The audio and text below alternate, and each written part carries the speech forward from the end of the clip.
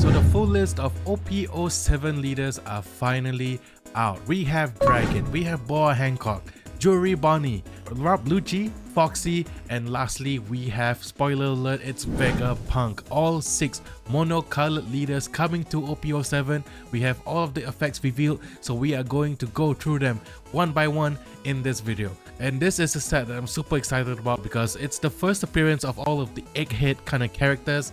That means we're gonna get all of these satellites for Vegapunk as well. There have been reveals of some super rares as well, but we're gonna talk about them in a future video. This video we're just gonna talk about the leaders, the effects.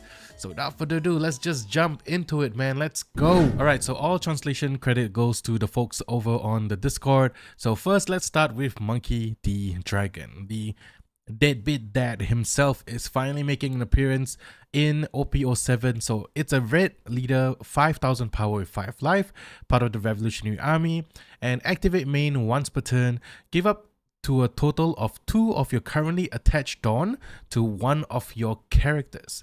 So kind of playing a little bit in the form that he's like the leader of Revolutionary Army, as well as combining it with the ST01 Luffy's ability. You're giving 2 of the currently attached Dawns. That's one character, you're giving it to another. So it's like, you know, he's doing his business management skills, he's being a good leader, inspiring his workers or his crew to, not crew, but his army to, you know, take up arms and be powerful.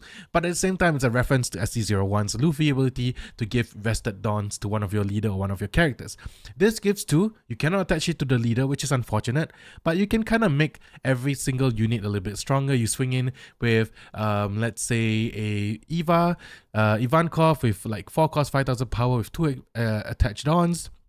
Make it 7000 power, swing in, you can play something out for free, and then you can put this 2 vested Dawns to the other Revolutionary Army type cards that benefits from having 7000 power or more. I've seen some people talk about if you have 2 Karasus on your field, you can put 2 Dawns onto Karasu, swing in, give your opponent's leader minus 1000 power, and then put the 2 rested Dawns that you have attacked with to the other active Karasu, swing in, give it another minus 1000 power. So you can do a lot of stuff like that. It works really well with the red Revolutionary Army cards. This is a way for them to kind of make it so that every card can potentially be 7000 power, or at least 2 of your characters.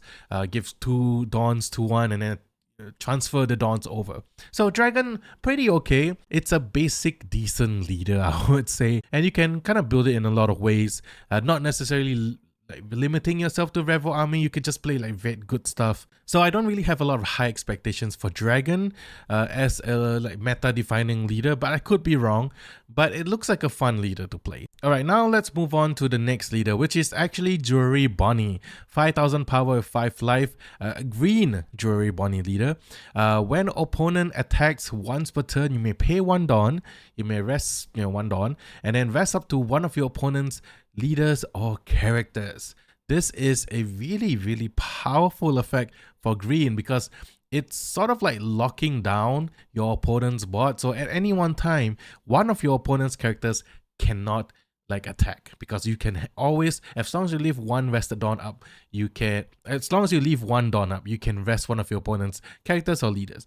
So this makes it a little bit trickier for your opponent to kind of attack with. You can combine it with cards like Doflamingo, the 10 cost Dofi, to kind of even lock down your opponent's board even more, but it's going to lean a lot to the Supernovas package. So I'm very interested to see the kind of play style you can play with Bonnie. You can use it with Punk Gibson, you can use it with the 8 cost Kid as well to make it even trickier for your opponent to get through. I think it's going to be like a green lockdown type deck that Bonnie will kind of lean into, which is really cool. I think there's a recent reveal for the I believe it's Basil Hawkins as well, which we'll talk about in a separate video. But this is gonna be one of the great green leaders. I think this is quite a powerful effect, and it's gonna mess up some of your opponent's plans for sure.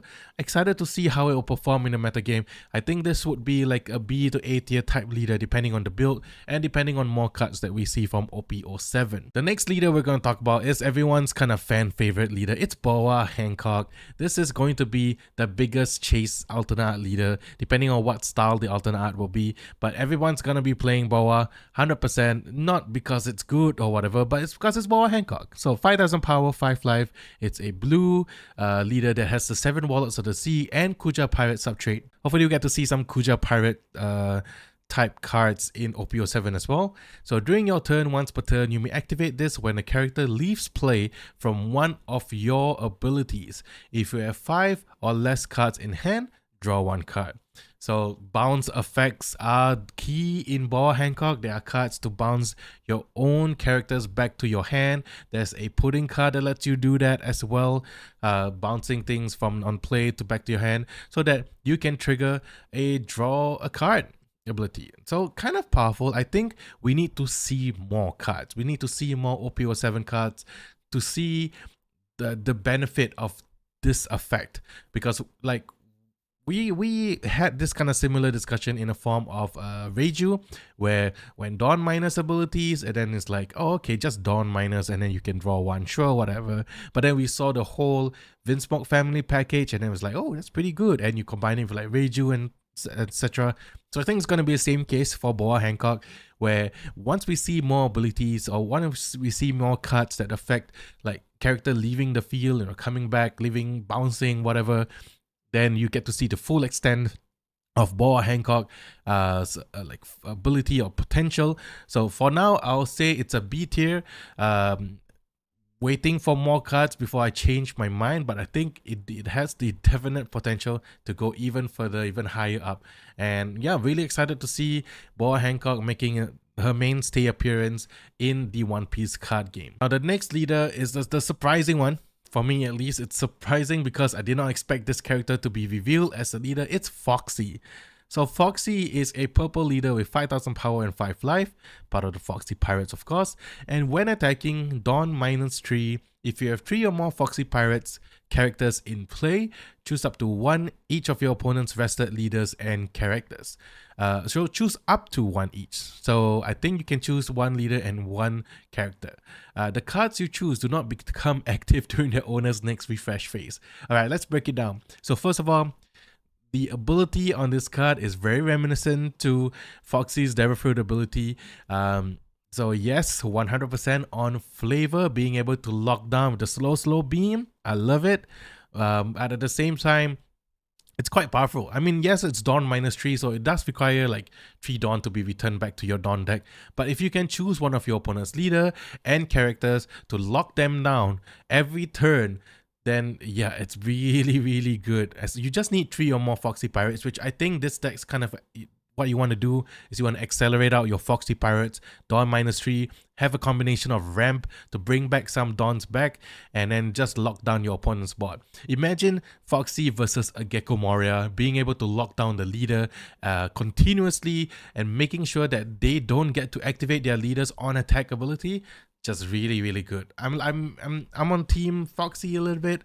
I think it's really good. I'm excited to see the rest of the Foxy Pirates. Kind of weird that Foxy is given a slot before Blackbeard got a leader, but you know what, it's fine. Foxy is really cool as well, and I'm sure a lot of people are a fan of the Davy Back fight. Hopefully we get a stage that, you know, lets you steal some characters to kind of reference the Davy Back fight.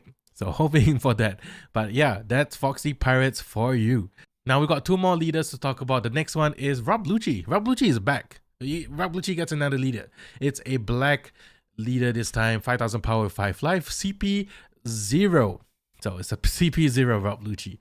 The ability is when attacking, you may trash the top 2 cards of your deck. Give up to one of your opponent's characters -1 cost for this turn. So yeah, it's another black minus cost reducing type card. Obviously, this really works well with the super rare Rob Lucci being able to kind of fuel the number of cards in your trash so that you can use the Rob Lucci SR to return the cards back to your deck, and then also giving something -1 cost. You can combine it with you can combine it with Ice Age and like Great Eruption and events, stuff like that, and a lot of cards in black, Suru, Hina, Tashigi, etc.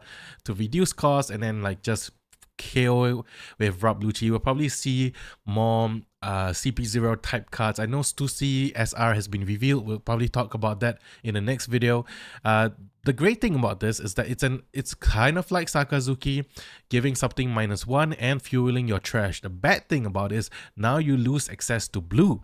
So one of the things that makes Sakazuki great is being able to bottom deck certain characters that can't be KO'd, like a Borsalino, like a Sabo.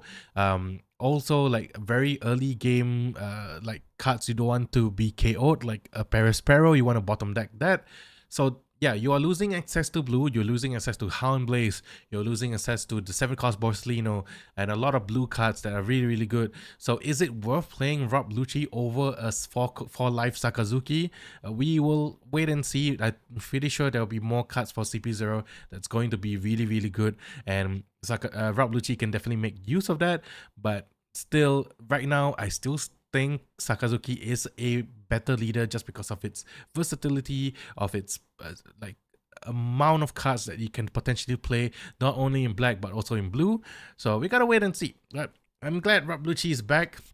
I wish the slot gift was given to a new character, but I understand it is tied to like Egghead, and you know, CP0 has a big part of it in there as well. So there we go.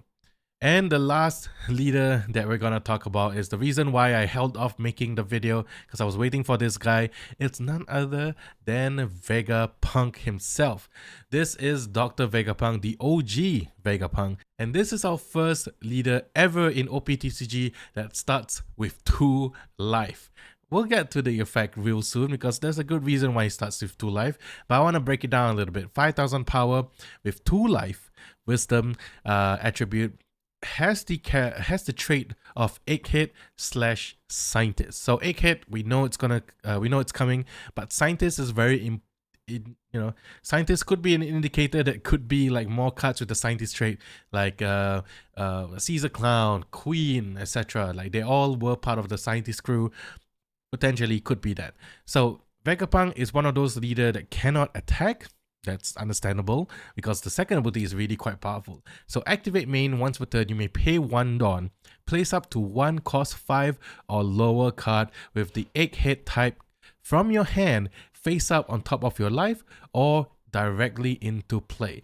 So sort of like an iceberg where it kind of attack, but you can play out stuff for free. But Vegapunk lets you recover your life. So you start with 2.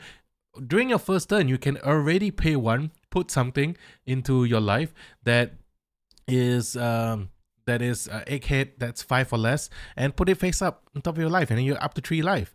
And the thing is, we had a recent reveal of Lilith that has trigger if your leader is Vegapunk, play this card, and it's a 3 cost.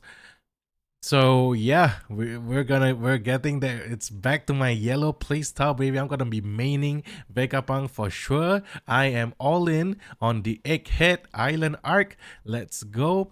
Yeah, being able to put Egghead cards with trigger directly into your life, face up, no recursion, no remorse, just like put it at, if your opponent attacks into it, boom, you get to play it out for free. It's not like Black Yellow Luffy with the caveat of if the life is face up, it will go to the bottom of the deck instead.